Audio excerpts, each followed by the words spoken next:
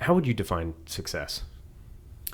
How would I define success? You work with a lot of successful people. You're pretty successful yourself, I'd say. Well, and I think that the answer, I do feel that way, but I think that I don't answer that question for my clients. I ask them the same question because I think it's up to them to decide what they believe success is. So you think success looks different for everybody? Success is something you're willing to suffer for, that you're willing to eschew motivation and do what you know you need to do to get there regardless. That's what success is. What that is for anybody listening to this is that's your decision to make. If it's an amount of money, if it's a physical object, if it's a place that you live, it's in a relationship that you're hoping for, if it's having kids, not having kids, if it's a state of mind, if it's a spiritual place, if it's whatever. It's like those are the hard decisions we kind of led off today's conversation with that no one else can make for you. Right. And honestly, if you're listening to this, I would discourage you from taking advice from anybody on those. You have to bear that burden. Yeah. You can. I always say like, "Well, you're giving me advice." I'm like, especially don't listen to me.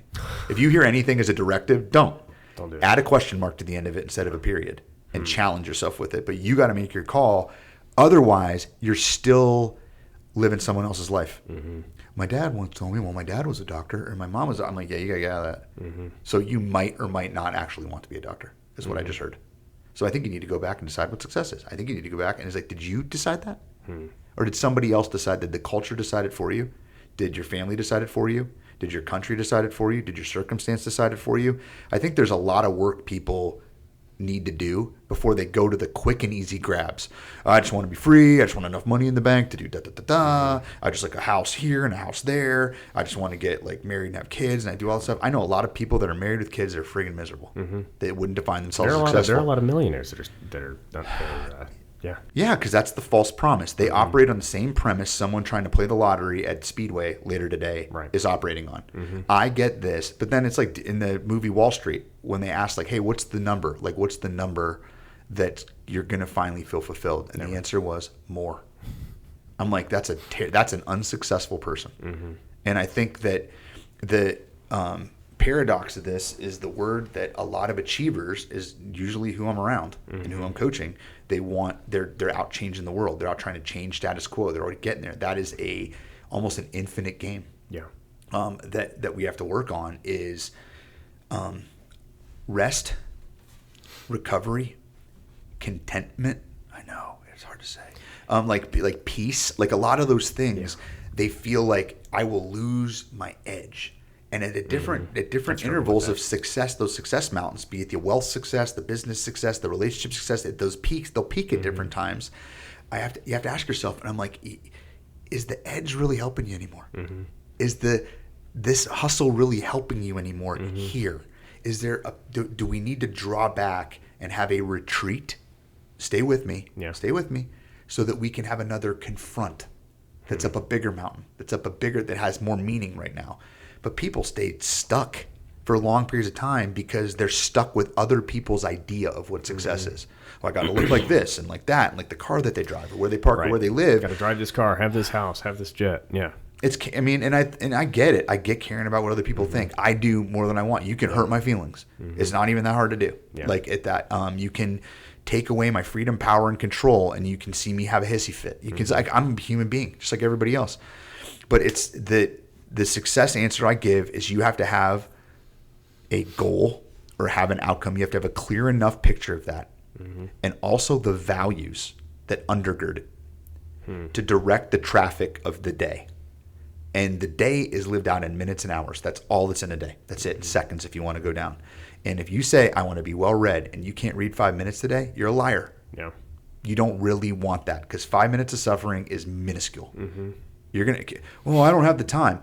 Can you show me your iPhone real quick? That's an iPhone. Cool. Hey, open up screen time real quick. Oh, weird. We're getting a little reticent to share that. 5 hours on Instagram, huh? So I think there's that just like fact checking on what you're willing to suffer for. And then I do an exercise with groups sometime, and I might be doing this for a group of CEOs next month where I lead off. Maybe hopefully they're not listening because I'm going to do it there and you're paying for it then. I want you to right now think of the thing you've accomplished that you're the absolute most proud of in your entire life. Not you, not somebody else. Can't be related. Like, what are you most proud of that you accomplished? I want you to take 90 seconds to think about that. Individually, you can write it down if you want to. You can do this exercise at home right now if you want to. Great. All right, great. I want you to share that with a partner. If you're with somebody listening to this, great. That'd be cool if there's, Legacy Athletics podcast, listen parties. It'd be really next Listening level. Parties. Right. We've reached a level of success there, haven't we? And then I'm like, all right, great. Let's hear them. Yeah. And when you hear people shouting out, guess what you don't hear? That vacation in Tahiti, when I bought my Rolls Royce, when I did, you don't hear the things that people think success are. You hear it's when I got cancer the first time. And they tell this story and they're serious. Hey, I ran this marathon I wasn't really prepared for, but I got that. My gosh, it was miserable and I did all like that. When I helped my brother get through a divorce and all these other things. I'm like, so can everybody just show of hands of the things you're proud of? Raise your hand if it involves some level of suffering. What do you think that room looked like? So it's that's kind of that wake up moment where you're don't forget the secret part of the recipe, which is suffering, self-denial, detachment, the opposite of the word deserve. You got to get rid of that word altogether, which is either direction. I don't deserve this or I deserve different. I'm it's not helping you. Even if you're right, it's not helping you. And get down to the real work of making your life what you want it to be, even in minutes and seconds. Yeah. I'm busy. I have to work 2 jobs, and I've done work with boys and girls clubs, for instance, and I know there's just families that are just barely getting by. It's easy for you to say. You don't have, and I'm I'm talking seconds. I'm talking minutes. I'm talking there. Even that little bit is something that can change the state. It says I can, even in spite of these circumstances. And by the way, I joke with folks that are, if you're listening to this and you're in a tough situation right now, that you don't have the money, you don't have the time, you don't have anything, you're in terrible relationships or what have you, just so you know the bright spot of your situation. What are the books that people read of the success stories? They don't read mine. BJ came from 2 cool middle-class parents that raised him terrific in the faith and took great care of him and got him there and opened all these doors. You don't want to read that book. Yeah. That's not inspiring. The books that you want to read are the people that came from circumstances that you would never want. Yeah. That got to circumstances you're probably not going to get to. Why? Because they got hardened by those, and they didn't let them that situation didn't absorb them, and they got to the other level. So even in that, it sucks, and I wouldn't trade with you, and trust me, in the future you wouldn't trade with you, but that's the stories people tell. That is such an interesting dynamic of, people want the same kind of success that people that come from those situations have, and they'll never reach it. They'll never reach it.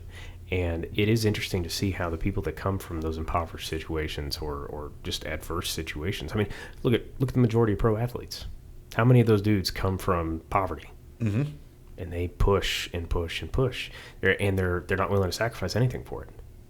And that may end up costing them a family. That may end up costing them, a marriage, whatever it may be, a body part, right? They may get injured to the point where they can't function anymore, right?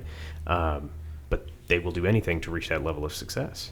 And then you find people that may come from better situations and they push to a certain point, but then they become content because they don't need to go further. When it comes to money, coming from not having any or poverty, and coming from an already extremely wealthy family are the 2 easiest ways. I find the middle to be the hardest because you've always had enough to eat, you've always had a bed to sleep in, you have something to lose. Keeping money and learning how to keep money when you're around a bunch of people that know how to do it, probably not the hardest thing in the whole world. Right. Coming from the bottom where you already know what the bottom's like, you can live on access card and food stamp, you know how to navigate that. What's the worst thing that's going to happen to me? I mean, it's you already know you're hardened to that experience, and you can go if I go back, I know how to navigate that. Middle class people have no concept of that. That is interesting. And it's they're the most fixed. They can be the most conservative, and I don't mean politically. I'm just with I got to be careful. I want to get this type of job, and they go to school, and it's they get the jobs that degrees from school that are job names. Yeah. I'm going to be an accountant. What are you going to get? An accounting degree. Be an engineer. I'm going to get an engineering degree. But nothing wrong with any of those things, by the way. I'm just saying that that's the one. It's the immovable middle. The other, it's easier to coach these 2 on the outsides because it's why? I'm this is gonna be fun. Yeah. I'm why? The freaking wide bearing. We can go do one's got the will to sacrifice everything to get to where they need to go, and the other one just has the resources to be where they stay where they're at. Yeah. Right. And there's by the way, there's challenges on both ends of it.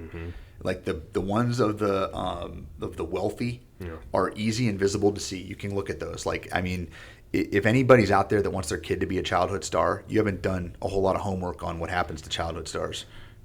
Would never want that. But like right now, in the realm of social media and Instagram, which we're pretty strict with our kids about that for this reason, like look at what's already happening with people with their little taste of stardom. With I got 600 likes on this, I got 2 on this. Yeah, ruins their freaking week. Yeah, and I'm like, this was the life of some of these child actors. Well, then what are they willing to do in order to get those likes? Yeah, and that's the other thing. I mean, that goes down a whole other rabbit hole of conversation. But yeah, it's tough. I just did joke with friends that like, how do you know you've made it? And the joke I have, I'm just speaking tongue in cheek, is like, I want to be a reclusive billionaire. And they're like, well, how do you get there? I'm like, well, the minute I can't find a mentor. And they're like, why? Because the minute I know them, they're no longer a reclusive billionaire, so they can't be my mentor. Exactly. So they're out there somewhere, probably driving like a Ford Escort from like 1986 in a little house, and it's like, so now every time I see it, I'm like, that might be him. That might be her. I don't know if they exist. I don't know if a reclusive billionaire even exists, because to get to that point, what do you have to do? You know, disappear. Yeah, you disappear, or like you live behind a foundation name that doesn't have your name on it. Or something like that, where you give away your money or what have you. It's like,